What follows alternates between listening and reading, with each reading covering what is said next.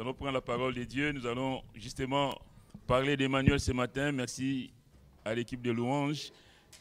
Nous allons prendre dans Ésaïe chapitre 8. Ésaïe chapitre 8. Nous allons lire quelques versets. C'est un peu long. On va commencer au verset 11. Ésaïe chapitre 8 où il nous est dit: Ainsi m'a parlé l'Éternel, quand sa main m'est saisie, et qu'il m'avertit de ne pas marcher dans la voie de ces peuples. N'appelez pas conjuration tout ce que ce peuple appelle conjuration. Ne craignez pas ce qu'il craint, et ne soyez pas effrayés. C'est l'Éternel des armées que vous devez sanctifier, c'est lui que vous devez craindre et redouter. Nous passons au verset 19. Si l'on vous dit, consultez ceux qui invoquent les morts et ceux qui prédisent l'avenir, qui poussent des sifflements et des soupirs, répondez, un peuple ne consultera-t-il pas son Dieu? S'adressera-t-il aux morts en faveur des vivants? À la loi et au témoignage. Si l'on ne parle pas ainsi, il n'y aura point d'aurore pour les peuples. Il sera errant dans le pays, accablé et affamé. Et quand il aura faim, il s'irritera, maudira son roi et son Dieu, et tournera les yeux en haut. Puis il regardera vers la terre, et voici, il n'y aura que détresse, obscurité et des sombres angoisses. Il sera repoussé dans d'épaisses ténèbres. Vous savez, Dieu, quand il fait les choses, il ne fait pas les choses à moitié. Il dit au verset 23, « Mais les ténèbres ne régneront pas toujours sur la terre, où il y a maintenant des angoisses. Si les temps passés ont couvert d'opprobre le pays des Zabylon et le pays des Nephtali, les temps à venir couvriront de gloire la contrée voisine de la mer au-delà du Jourdain, les territoires des gentils. » Le peuple qui marchait, chapitre 9, verset 1er, le peuple qui marchait dans les ténèbres voit une grande lumière. Sur ceux qui habitaient le pays de l'ombre et de la mort, une lumière resplendit. Tu rends le peuple nombreux, tu lui raccordes de grandes joies. Il se réjouit devant toi comme on se réjouit à la moisson, comme on pousse des cris d'allégresse au partage du butin. Car le joug qui pesait sur lui, le bâton qui frappait son dos, la verge de celui qui l'opprimait, tu les brises comme à la journée des Madians. Car toute chaussure qu'on porte dans la mêlée et tout vêtement guerrier roulé dans le sang seront livrés aux flammes pour être dévorés par le feu. Car un enfant nous est né, un fils nous est donné, et la domination reposera sur son épaule. On l'appellera admirable, conseiller, Dieu puissant, Père éternel, prince de la paix, donné à l'empire de l'accroissement et une paix sans fin au trône de David et à son royaume. L'affermir et le soutenir par le droit et par la justice, dès maintenant et à toujours. Voilà ce que fera les ailes de l'Éternel des armées. Amen. On va demander la grâce de Dieu. Seigneur, nous te sommes reconnaissants pour ta grâce, reconnaissants de ce que tu es le grand Dieu, le Tout-Puissant, le Dieu qui nous a précédés dans ces lieux, le Dieu qui veut bénir son peuple ce matin, Seigneur, et combien nous voulons être attentifs, Seigneur notre Dieu, qu'aucun de nous, Seigneur, ne se prive de ta bénédiction ce matin. Merci, Seigneur, pour ces moments qui soient tout pour toi. Bénis ton peuple, Seigneur, glorifie ton nom, manifeste ta puissance. Merci pour ta parole qui est richement bénie et merci, Seigneur, de nous aider à la saisir dans nos cœurs, Seigneur notre Dieu, afin de ne point pécher contre toi. Bénis aussi le reste de la journée, Seigneur, que ton nom soit béni et glorifié car tu en es digne, au nom de Jésus. Amen. Amen, alléluia, que Dieu soit béni. Vous savez, nous sommes dans la période des fêtes, la période donc de Noël, la période où on voit une grande effervescence, une grande joie à travers tout le pays et même dans le monde. Ici en France, malgré quelques difficultés de gilets jaunes, mais il y aura quand même la fête. Les gens se préparent quand même si quelque part il y a la situation sociale fait qu'il y a quelques petits couacs, mais ça n'empêche pas que nous sommes dans cette période de fête, dans cette période où il y a une attente, dans cette période où les enfants attendent des cadeaux, mais les parents aussi, les adultes aussi, tout le monde attend des cadeaux. Alléluia. Tout le monde, c'est la fin de l'année, on se réjouit. On a passé toute l'année, enfin, il reste quelques jours, mais on a traversé l'année 2018. On s'est dit c'est le dernier mois de l'année, c'est la dernière période, la période des fêtes, et on se réjouit. Et il y a de l'effervescence, il y a des sapins qui sont mis dans des maisons, il y a la lumière qui brille partout, et on dit, quelle merveilleuse époque. Mais vous savez, la lecture que nous faisons ici, bien aimés, quand nous parlons d'Emmanuel, Dieu parmi nous, quand nous parlons de Noël, nous avons l'opportunité d'annoncer au monde que Noël, oui, c'est ces festivités, c'est cette joie dans les cœurs. Même les gens qui passent par des moments difficiles, ils vont faire des efforts pour quand même paraître être dans la joie. Mais après, ce sera encore la souffrance, ce sera encore la détresse, ce sera encore des problèmes. Combien nous avons besoin de saisir ces moments pour dire que Noël, oui, c'est la fête, mais c'est la venue du Sauveur. C'est la venue de celui qui peut changer de vie. Alléluia. Vous savez, quand nous prenons cette lecture du chapitre 8 d'Ésaïe, le peuple de Dieu est dans un contexte de guerre. Ils sont dans un contexte de guerre. On va prendre d'ailleurs dans Ésaïe au chapitre 7, où il est question d'Emmanuel. Chapitre 7, verset 14. On va prendre d'ailleurs à partir du verset 10. L'Éternel parla de nouveau à Akaz et lui dit, « Demande dans ta faveur un signe à l'Éternel ton Dieu. » Ça, c'est le prophète Ésaïe donc, qui s'adresse au roi Akaz, qui lui dit de demander un signe en sa faveur à son Dieu. « Demande-le, soit dans le lieu bas, soit dans les lieux élevés. » Akaz répondit, « Je ne demanderai rien, je ne tenterai pas l'Éternel. » Ésaïe dit alors, « Écoutez donc, maison de David, est-ce trop peu pour vous de lasser la patience des hommes, que vous lassiez encore celle de mon Dieu? C'est pourquoi le Seigneur lui-même vous donnera un signe. Voici, la jeune fille deviendra enceinte, elle enfantera un fils, et elle lui donnera le nom d'Emmanuel. » Pourquoi est-ce que le roi Akaz ne veut pas demander un signe? Je vous ai dit, on est dans un contexte de guerre. Ce roi, le roi de Juda, vous savez, quand on parle de la parole de Dieu, il faut toujours expliquer. Il y a deux royaumes. Il y a le royaume du nord et le royaume du sud. Le royaume du nord, donc c'est Israël, dont les 10 tribus qui se sont séparées des deux autres. Vous savez, à la mort de Salomon, il y avait les 12 tribus d'Israël et il y a eu la scission. Donc, ils se sont séparés. Il y a Israël d'un côté et Juda de l'autre. Dans le texte que nous lisons ici, Israël, donc les 10 tribus, vont s'allier avec la Syrie pour attaquer Juda. Et le roi est en panique. Le roi de Juda est en panique, donc le roi Akaz est en panique. Dieu va intervenir. Dieu va intervenir parce qu'il y a une coalition qui s'avance contre Juda, contre Jérusalem. Et Dieu va demander donc par le prophète Ésaïe, si vous voulez, on va prendre au chapitre 7, au verset 2. Donc, il y a donc la coalition qui s'apprête à assiéger Jérusalem. Au verset 2, il est dit, « On vint dire à la maison de David, les Syriens sont campés en Éphraïm, et le cœur d'Akaz et le cœur de son peuple furent agités comme les arbres de la forêt sont agités par le vent. » Le peuple est en panique, le roi est en panique, parce qu'on lui dit que Israël, ton frère Israël, qui aurait pu être un frère, même si on est séparés, mais on reste frère. Mais le frère qui se met en accord avec l'ennemi, la Syrie, le roi de Syrie, pour attaquer l'autre frère. Je ne sais pas si vous voyez un peu le contexte. On est dans une situation délicate. Alors, Dieu va intervenir. Verset 3, « Alors l'Éternel dit à Ésaïe, va à la rencontre d'Akaz, roi, toi et Shéar, donc ton fils. » Au verset 4, « Et dis-lui, sois tranquille, ne crains rien, car... et que ton cœur ne s'alarme pas devant ces deux bouts de tison fumants. » Dieu intervient quand on est sincère. Dieu intervient quand on lui fait confiance. Mais est-ce que nous répondons à ce que Dieu attend de nous? C'est ça la question. C'est ce que nous vivons ici, nous voyons ici en tout cas dans l'attitude de ce roi.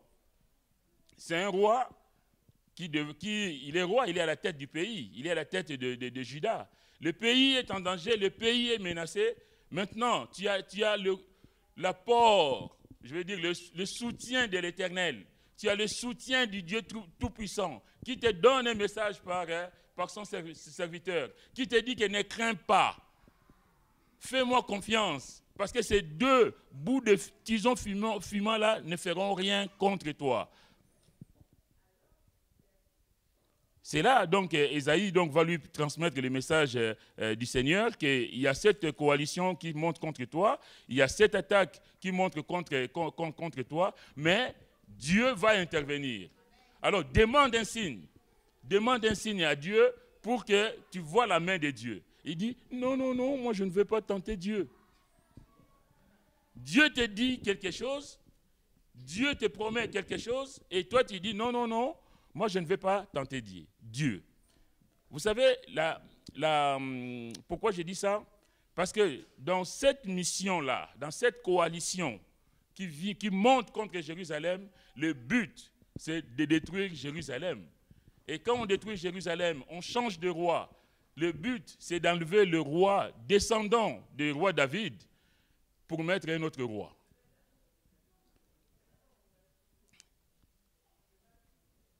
C'est terrible. Vous savez, quand Dieu a un plan pour toi, mon frère, ma soeur, sache que le plan de Dieu s'accomplira tôt ou tard. L'ennemi va tout mettre en branle pour casser le plan de Dieu.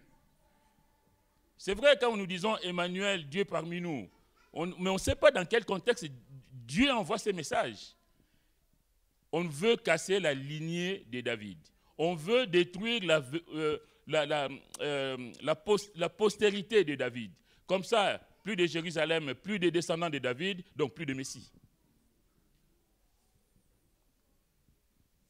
Alors, le Seigneur va intervenir. On va quand même dire un mot de ce roi Akaz, pourquoi il réagit comme ça. Le roi Akaz, c'est un roi, donc roi de Juda, roi du royaume du Sud. Il est donc attaqué par ces deux rois, comme je disais tout à l'heure. Et le prophète Ésaïe va donc lui donner le message de la part du Seigneur. Il va lui demander donc de se tourner vers l'Éternel. Ce qu'on a lu tout à l'heure, il va donc aller le voir. Malheureusement, ce roi va décliner l'offre de Dieu pour se tourner vers le roi d'Assyrie. En fait, ce que Ésaïe lui dit, qu'il y a la guerre à la porte, l'ennemi est à la porte, mais l'Éternel est avec toi. Ce roi, plutôt que de recevoir l'offre de l'Éternel, il va faire confiance au roi d'Assyrie. Vous pouvez le voir dans 2 Rois chapitre 16. Vous savez, la Bible s'explique par elle-même. Au lieu de recevoir ce que l'Éternel nous dit, bien aimé, combien d'entre nous nous tournons aussi comme ces rois, nous nous tournons vers le monde. Dieu te fait une promesse, Dieu te propose des choses, mais des choses, je vais dire, magnifiques, et toi tu dis non Seigneur, moi je pense qu'avec ton plan ça va un peu traîner, moi j'ai la solution la plus rapide pour que les choses aillent vite. Il va donc décliner l'offre de Dieu pour se tourner vers le roi d'Assyrie sous prétexte qu'on ne veut pas tenter Dieu. Combien de chrétiens refusent des promesses de Dieu, les offres de Dieu pour se tourner vers le monde? Combien d'entre nous, Dieu te dit quelque chose, Dieu te promet quelque chose, mais tu dis non, moi, on verra plus tard. Bien-aimé, l'incrédulité est un péché devant Dieu. Quand Dieu dit quelque chose, nous devons croire. Nous devons accepter ce que Dieu dit. Dieu n'est pas un homme pour mentir. Dieu, quand il te dit quelque chose, c'est qu'il est capable de le faire. Alléluia. Dieu te promet un travail, c'est qu'il est capable de le faire. Dieu te promet un mariage, il est capable de le faire. Dieu te promet une maison, il est capable de te la donner. Alléluia. Est-ce besoin d'aller trafiquer des documents pour avoir une maison? Ou ai-je besoin de tricher quelque part pour satisfaire mes envies, mes besoins, alors que Dieu m'a promis quelque chose? C'est ce qui se passe, malheureusement, dans beaucoup de vies. Dans beaucoup de vies. On va se faire un petit crédit ou je ne sais pas quoi, on va se faire des fausses fiches de paye. Et j'en sais, j'en ai vu même dans la maison du Seigneur. Comment veux-tu présenter des faux bulletins de salaire à un bailleur et tu as le cœur joyeux? et tu viens rendre témoignage à l'église, le Seigneur m'a béni. Ce n'est pas possible. Ce n'est pas possible. Quand on est en train de tricher, quand on est en train de trafiquer, quand on est en train de voler, quand on est en train de faire de la magouille, on n'implique pas Dieu. Parce que Dieu ne peut pas être d'accord avec la fraude.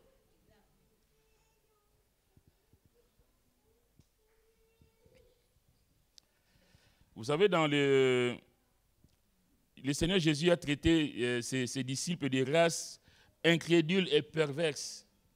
Parce qu'il était choqué quand il voit que lui, pendant qu'il est sur la montagne de la transfiguration, et que ce père qui est en détresse, qui a son fils lunatique, qui a besoin de prière, et la Bible dit qu'ils étaient en train de discuter avec les pharisiens et les scribes. On perd du temps dans des futilités alors que nous avons des urgences autour de nous. J'aime bien la réponse de cet homme. On va prendre dans Marc.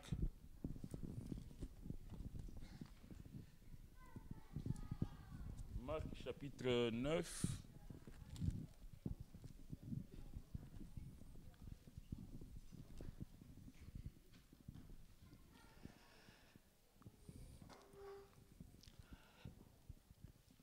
Marc chapitre 9, donc au verset 14, il est dit, lorsqu'ils furent arrivés près des disciples, ils virent autour d'eux une grande foule et des scribes qui discutaient avec eux. Les disciples sont en train de discuter. Dès que la foule vit Jésus, elle fut surprise et on a couru pour le saluer. Ils sont en train c'est Marc 9, verset 14. Et puis, il y a cet homme. Et un homme de la foule, verset 17, lui répondit, « Maître, j'ai amené auprès de toi mon fils qui est possédé d'un esprit muet. En quelque lieu qu'il les saisisse, il les jette par terre. L'enfant écume, grince des dents et devient tout raide. J'ai prié tes disciples de chasser l'esprit et ils n'ont pas pu. Mais comment pourront-ils, s'ils sont en train de discuter, s'ils sont en train de perdre du temps dans des choses qui ne sont pas pour la gloire de Dieu, si on ne prend pas le temps dans les jeûnes et dans la prière, bien aimé, comment voulez-vous faire l'œuvre de Dieu? Comment voulez-vous que Dieu se glorifie dans nos vies, dans nos maisons, dans nos ministères, dans notre église, si nous perdons notre temps à discuter sur des choses qui ne sont pas pour la gloire du Seigneur? C'est ce que cet homme dit, mais ils n'ont pas pu. Et la réponse de Jésus, elle est cinglante. Il dit, race incrédule, leur dit Jésus, jusqu'à quand serai-je avec vous? Jusqu'à quand vous supporterai-je? Amenez-le-moi. Race incrédule. Vous avez la puissance de Dieu, vous avez la parole de Dieu, vous avez l'équipement de Dieu pour prier pour les malades. Ils imposeront les mains aux malades, les malades seront guéris. Alléluia. Mais si on passe du temps à discuter à gauche, à droite, à faire des choses qui ne sont pas pour la gloire de Dieu, bien aimé, on aura des malades à côté de nous, et puis bon, voilà, rien ne se passera. Après, on dira, ben oui, je ne vois pas de miracles autour de moi, mais déjà, il faut s'investir pour qu'on voit des miracles. Race incrédule. On le lui amena, et aussitôt que l'enfant vit Jésus, l'esprit l'agitait avec violence, il tomba par terre et s'éroulait en écumant. Jésus demanda au Père, combien y a-t-il de temps que cela lui arrive? Combien, depuis son enfance, répondait-il? Et souvent l'esprit l'a jeté dans le feu et dans l'eau pour le faire périr. Mais si tu peux quelque chose, viens à notre secours, aie compassion de nous. Et Jésus lui dit, si tu peux. Si tu peux. À Jésus, on ne peut pas dire si tu peux. Il peut. Parce qu'il a tout pouvoir entre ses mains. Et Jésus va lui dire, si tu peux. Mais tu n'as pas bien compris. Tout est possible à celui qui croit. Tout est possible à celui qui croit. C'est la réponse de cet homme qui est frappante. Aussitôt, verset 24, le père de l'enfant s'écria, je crois, viens au secours de mon incrédulité. Je disais que l'incrédulité, bien aimé, c'est un péché devant Dieu. Dieu te fait une promesse, Dieu te dit quelque chose, et puis toi, tu vas tourner à gauche, à droite, tu vas tourner autour du pot pour ne pas, et tu ne reçois pas la bénédiction de Dieu. Je veux dire, quelle tristesse. Je disais donc, cette coalition est en marche dans un seul but, c'est de détruire Jérusalem, donc la sémence, la descendance du roi David. On veut casser la venue du Messie. On veut casser la venue du Sauveur. On veut briser la descendance du roi David parce que c'est du roi David que devrait sortir le Messie, selon les prophéties de l'Ancien Testament. D'ailleurs, dans Michée chapitre 5, verset 1, il est dit « Et toi, Bethléem, Ephrata, petite ville, petite entre les milliers de Juda, de toi sortira pour moi celui qui dominera sur Israël et dont l'origine remonte aux temps anciens, au jour de l'éternité. Bien aimé, je vais dire ce matin que, je répète un peu ce que j'ai dit, que cette coalition s'avance dans un but, c'est d'empêcher le Sauveur, la venue du Sauveur. C'est d'empêcher la descendance de David de se poursuivre. Mais quel que soit le complot contre nous, quel que soit le plan de l'ennemi, bien aimé, c'est la volonté du Seigneur qui s'accomplira dans nos vies. Quelles que soient les manigances, les coalitions, les oncles, les tantes, les voisins, les ennemis de toutes parts, qui vont essayer de faire, je ne sais pas, front commun contre toi, bien aimé, si toi tu es dans la main du Seigneur, nul ne te ravira de la main du Seigneur. Si le Seigneur a un plan pour toi, quelles que soient les attaques, bien aimé, le plan du Seigneur s'accomplira, il s'accomplira certainement. Et c'est le plan du Seigneur s'accomplit sur le plan, donc je vais dire individuel, pour toi, pour moi.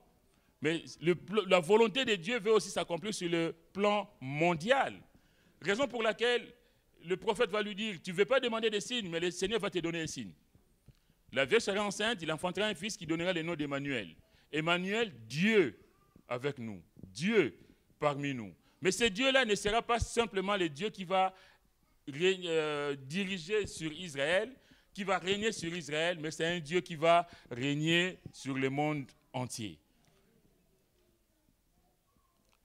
La volonté de Dieu, la Bible dit dans 1 Timothée 2, versets 3 et 4, « Cela est bon et agréable devant Dieu notre Sauveur, qui veut que tous les hommes soient sauvés et parviennent à la connaissance de la vérité. » Dieu veut sauver tous les hommes. Et le plan de l'ennemi ne s'accomplira pas parce que le Seigneur, lui, a un plan pour l'humanité tout entière.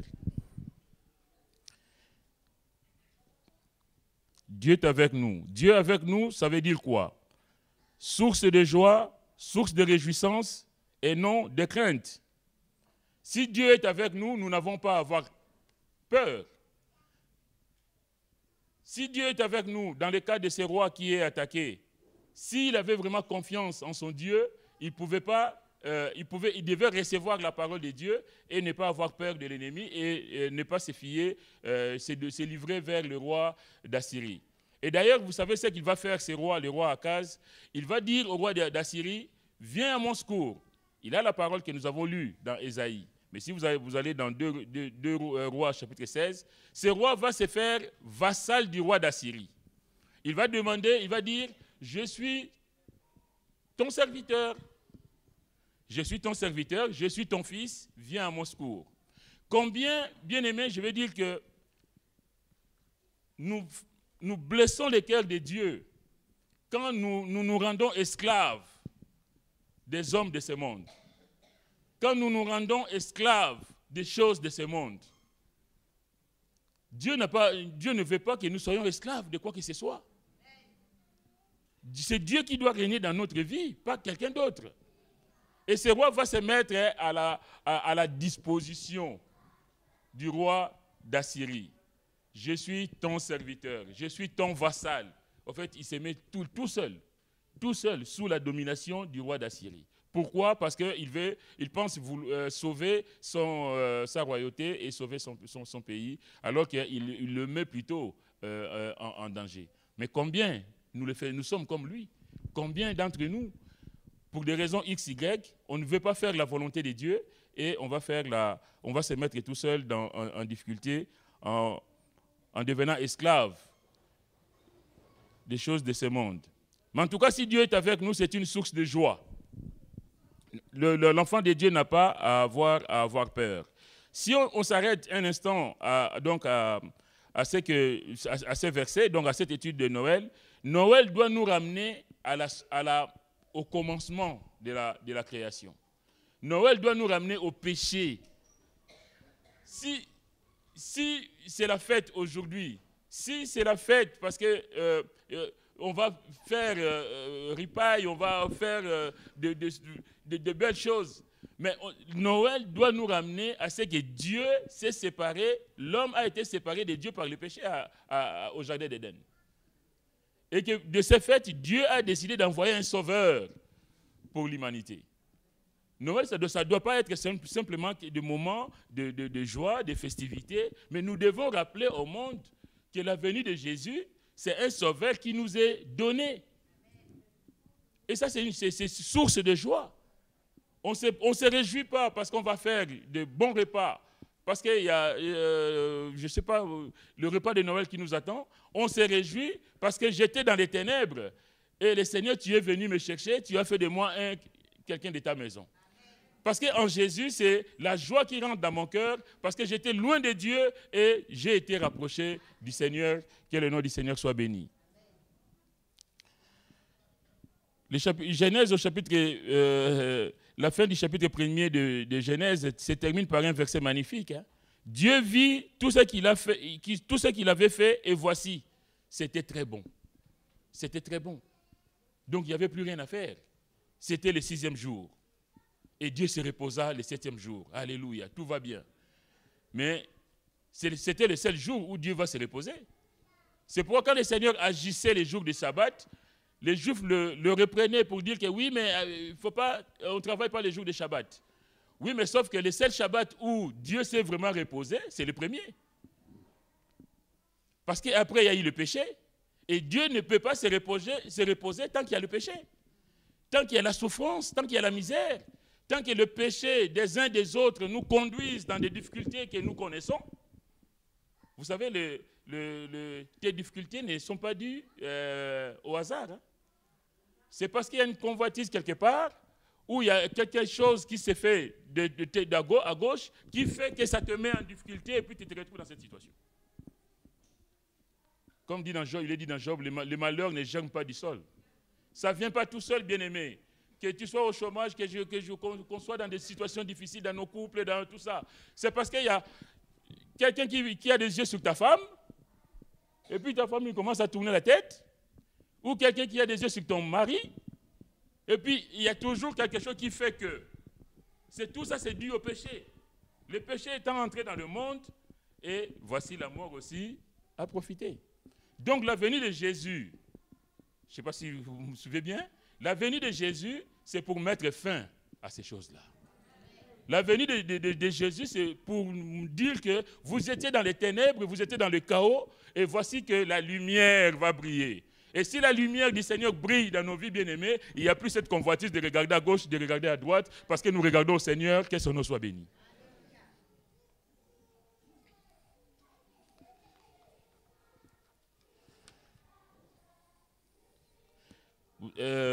Justement, suite donc au péché, l'homme, quand Adam et Ève ont péché, ils vont s'éloigner donc de Dieu, ils vont se cacher.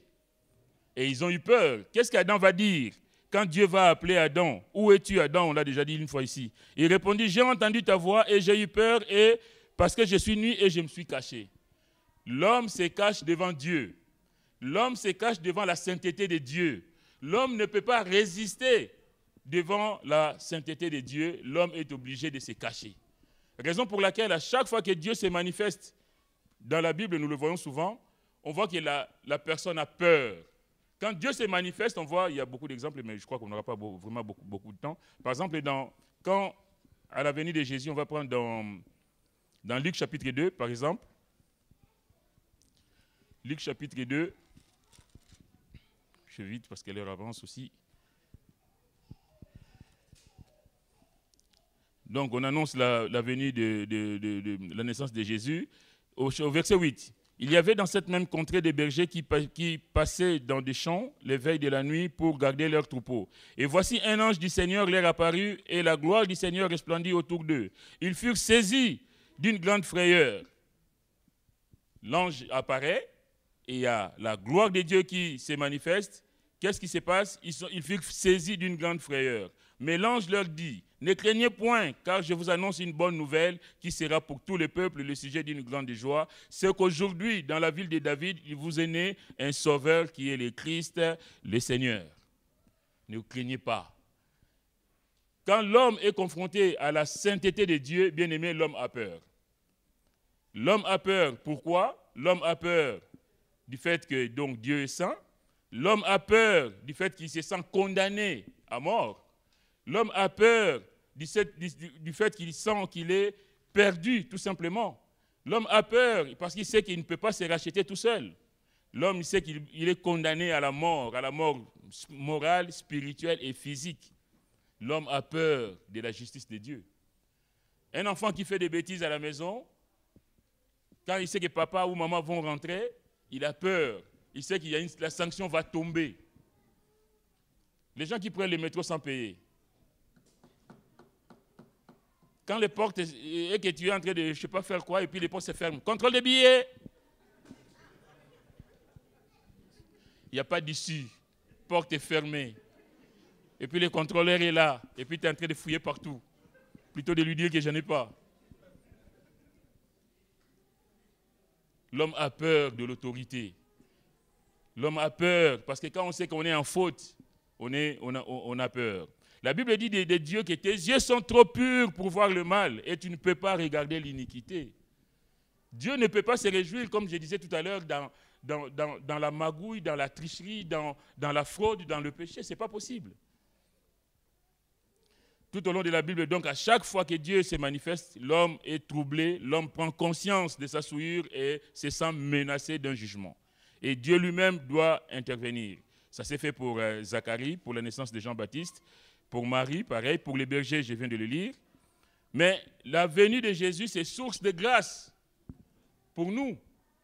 L'homme a peur du jugement qui l'attend. L'homme a peur de la condamnation certaine. Parce que personne ne mérite quoi que ce soit. Nous sommes tous condamnés à mort du fait du péché. Disait quelqu'un, priait tout à l'heure, que pécheresse, tu m'as quand même aimé. Dieu nous aime. Mais s'il n'y a pas une réelle repentance dans notre vie, bien-aimée, la sanction tombera, tôt ou tard. La porte de la grâce se fermera un jour. La porte de l'arche de Noé s'est bien refermée un jour. Et Noé n'a pas cessé d'alerter. Et nous ne cessons d'alerter, d'appeler à la repentance, une repentance réelle, sincère. Moi qui vous parle, je sais que j'ai fait des choses atroces dans ma vie, mais Dieu m'entend. Et j'en ai pleuré, j'ai dit, Seigneur, comme on dit chez nous, la poule, quand elle met son bec contre le sol comme ça, c'est-à-dire que c'est fini, c'est fini. Parce qu'il y a une décision à prendre. C'est soit l'éternité, soit l'enfer. Il faut savoir. Enfin, soit le paradis, soit l'enfer. Et les deux, c'est éternel. Hein? Soit la vie éternelle, la beauté de Dieu, la bonté de Dieu, la félicité de Dieu éternellement, mais soit le châtiment éternel. Que Dieu nous aide à saisir, bien-aimés, que Noël, oui, réjouissons-nous. Emmanuel, Dieu parmi nous. Dieu a tout mis en œuvre pour sauver l'homme perdu, pour venir au secours de l'homme qui était en train de se noyer.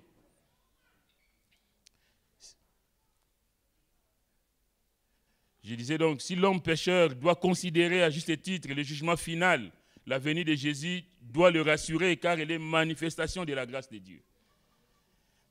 C'est pourquoi l'ange va dire au berger, ne craignez point car je vous annonce une bonne nouvelle. C'est une bonne nouvelle, Noël. Ce n'est pas simplement des bons repas, mais c'est une bonne nouvelle qui sera pour tout le peuple le sujet d'une grande joie. Il n'apporte pas un message de jugement, mais il rassure les bergers. Il ne dit pas, hey, c'est fini pour vous. Hein? Il dit, non, ne craignez point. Parce que le message qu'il vous apporte, bien aimé, c'est la bonne nouvelle. L'évangile de Jésus, c'est la bonne nouvelle. C'est le salut accordé, c'est la grâce accordée à tous ceux qui lui font confiance. Jean 1, 17 nous dit, la loi a été donnée par Moïse, la grâce et la vérité sont venues par Jésus-Christ. Il y avait la loi qui condamnait, la loi qui interdisait, la loi qui dit tu ne feras pas ceci, tu ne feras pas cela. Et la Bible dit que si tu transgresses contre un seul de ces commandements, tu as transgressé toute la loi. Donc tu es condamné à mort. Raison pour laquelle quand on attrape la femme adultère et que tout le monde veut le lapider, tout le monde lui montre le doigt, cette dame a été surprise en flagrant délit d'adultère. Que dis-tu? Et le Seigneur va dire, mais qui d'entre celui d'entre vous qui est sans péché jette le premier la pierre contre elle. Que ce soit l'adultère, que ce soit le vol, que ce soit les mensonges, que ce soit la tricherie de toutes sortes, tout est péché. On a souvent le regard sur le péché sexuel que sur le péché sexuel. Mais celui qui commet, tu ne commets pas l'adultère, mais tu es un voleur. Tu finiras en enfer comme l'adultère. Tu es dans la maison du Seigneur, tu trafiques des documents pour faire je ne sais pas quoi. Mais on apprend que quelqu'un a été surpris en faute, et tu dis « Ah !» Et mais toi, quand tu fais tes faux documents là, qui te voit?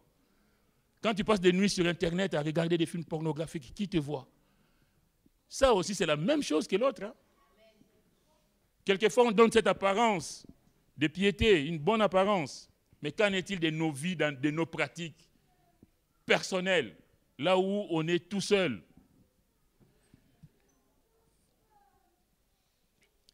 La loi condamnait l'homme, mais Jésus est venu sauver l'homme. Dieu est avec nous, source de salut. C'est qu'aujourd'hui, dans la ville de David, il vous est né un sauveur, qui est le Christ, le Seigneur. Un sauveur en rapport avec le monde déchu, qui a besoin du sauveur. Le Christ, ou loin, en rapport avec le peuple d'Israël qui attendait le Messie. Donc, c'est ce que vous attendiez, le Messie que vous attendiez. La descendance de David, le roi qu'on a promis qu'il ne manquera pas de roi sur le trône de David, c'est celui-là, c'est Jésus qui vient de naître. Et le Seigneur en rapport avec la divinité de Jésus à l'égard de tout l'univers. La Bible dit, le Seigneur dit, la Bible dit, car Dieu a tant aimé le monde qu'il a donné son Fils unique afin que quiconque croit en lui ne périsse point. Dieu a tant aimé le monde. On ne peut pas parler de Noël sans envoyer ce message, que Dieu aime l'homme. Dieu aime l'homme, mais Dieu n'aime pas le péché. Dieu veut sauver les pécheurs, mais Dieu a horreur du péché. Dieu a tant aimé le monde qu'il a donné son Fils unique afin que quiconque croit en lui ne périsse point, mais qu'il ait la vie éternelle. Et le verset se poursuit dans Jean 3, 16, mais au verset 17, il est dit « Dieu, en effet, n'a pas envoyé son Fils dans le monde pour qu'il juge le monde, mais pour que le monde soit sauvé par lui. » La venue de Jésus, ce n'est pas un jugement. N'ayez pas peur, ne craignez point, leur dit l'ange. Parce qu'en ces jours, il vous est né un sauveur, il vous est né le Seigneur, le Christ. Il n'a pas envoyé son Fils dans le monde pour qu'il juge le monde, mais pour que le monde soit sauvé par lui. Celui qui croit en lui n'est point jugé, mais celui qui ne croit pas est déjà jugé, parce qu'il n'a pas cru au nom du Fils unique de Dieu. Le jugement, c'est le choix que l'homme fait. Ou on choisit Jésus et on passe de la mort à la vie, ou on les néglige, et puis bon, ça c'est toi qui rendras des comptes. L'homme a péché, mais Dieu veut le sauver. L'homme est dans les ténèbres, mais Dieu, dans son amour, lui envoie la lumière. C'est pourquoi Jésus dira, « Je suis la lumière du monde, celui qui me suit ne marchera pas dans les ténèbres, mais il aura la lumière de la vie. » La lumière du monde. Le prophète Malachie pouvait dire, Malachie chapitre 4, verset 1er, « Car voici les jours viennent, ardents comme une fournaise. Tous les hautains et tous les méchants seront comme du chaume.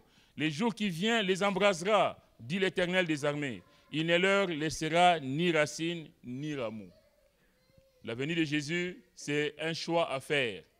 Ou c'est les flammes éternelles, ou c'est le bonheur éternel. Mais pour vous, verset 2, « Mais pour vous qui craignez mon nom, s'élèvera le soleil de la justice, et la guérison sera sous ses ailes. » Pour vous qui craignez mon nom. Pour vous qui acceptez, qu'il acceptait comme Seigneur et Sauveur. C'est ce que le prophète Ésaïe, on a lu tout à l'heure, Ésaïe va dire, dans Ésaïe 8, au verset 23, « Mais les ténèbres ne régneront pas toujours sur la terre, où il y a maintenant des angoisses. » L'homme est dans l'angoisse. L'homme sans Jésus est dans la détresse, dans l'angoisse. Même il peut donner l'apparence de quelqu'un qui est bien. Vous savez, il y a des choses qu'on ne voit pas.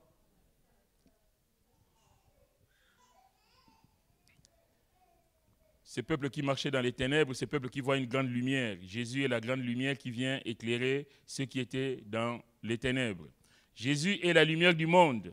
La Bible dit dans Jean, chapitre 1er, verset 9, « Cette lumière était la véritable lumière qui, en venant dans le monde, éclaire tout homme. » Donc, en d'autres mots, personne ne pourra dire qu'il ne savait pas. Personne ne pourra dire qu'il n'a pas vu cette lumière. Nous qui sommes, par exemple, ici en France, et même les gens, avec tout ce qui se passe dans le monde, avec les réseaux sociaux et tout ça, personne ne pourra dire qu'il n'a pas entendu parler de Noël. Qu'il y a eu Jésus, un certain Jésus qui est né sur cette terre. Personne n'aura donc d'excuses.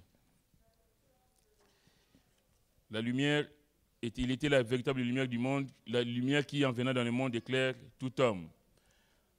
Ésaïe 9, verset 5, « Car un enfant nous est né, un fils nous est donné, et la domination reposera sur son épaule. On l'appellera admirable. » Admirable, ça veut dire, le terme en hébreu, c'est étonnant, prodigieux, merveilleux, magnifique.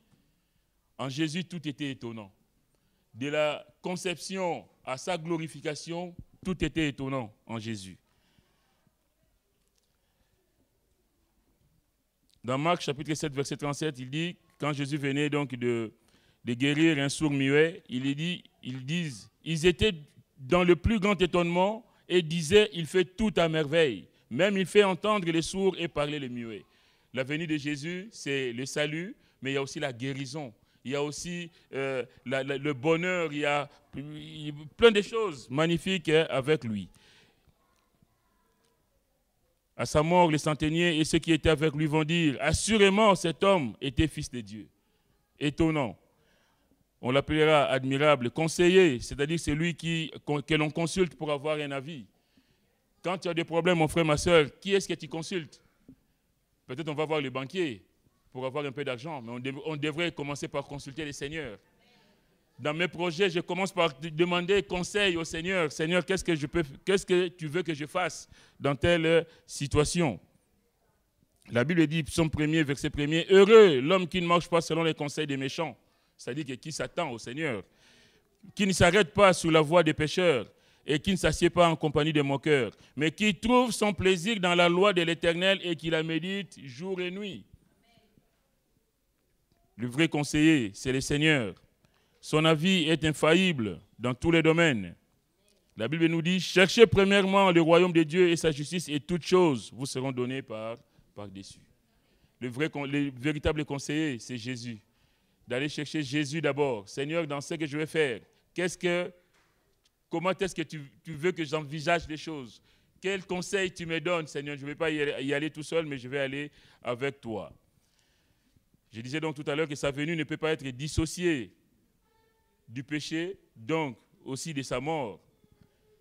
Dans Jean, chapitre 1er, il est dit, au commencement était la parole était avec Dieu et la parole était Dieu. Et cette parole, la Bible nous dit, s'est faite chair. La parole a été faite chair et elle a habité parmi nous, pleine de grâce et de vérité. Jésus est la parole de Dieu. Jésus est la parole faite chair. Il est Dieu fait homme. Alléluia. Il s'est fait homme pour s'identifier à nous, ainsi porter notre condamnation. Il accomplit la loi divine en prenant sur lui la condamnation qui devait tomber sur toi et sur moi. Le châtiment qui nous donne la paix, nous dit la Bible, est tombé sur lui. Et c'est par ces meurtrissures que nous sommes guéris. Bien-aimés, si nous avons la paix aujourd'hui, si nous sommes inondés de sa joie, si les gens nous trouvent différents, c'est parce que nous l'avons accepté. Parce que lui, il a pris les châtiments qui nous étaient destinés, il a pris sur lui. Alléluia. Je veux dire, quelle grâce de savoir que j'ai fauté, mais c'est quelqu'un d'autre qui a porté la condamnation. Et que moi, je peux me présenter devant Dieu en disant, Seigneur, me voici. Comme si je n'ai jamais rien fait de toute la vie. Combien je veux ce matin que nous réalisions que Noël, c'est vraiment la grâce qui surabonde pour toute l'humanité. Par sa mort rédemptrice, il assure une pleine délivrance, un plein salut à tout pécheur qu'il accepte humblement pour sauveur. D'ailleurs, son dernier soupir à la croix est aussi un cri de victoire où il va dire « tout est accompli ». Tout est accompli. En d'autres mots, j'ai tout donné. J'ai tout fait, j'ai tout payé. Vous n'avez qu'à prendre. Que Dieu vous bénisse. Amen.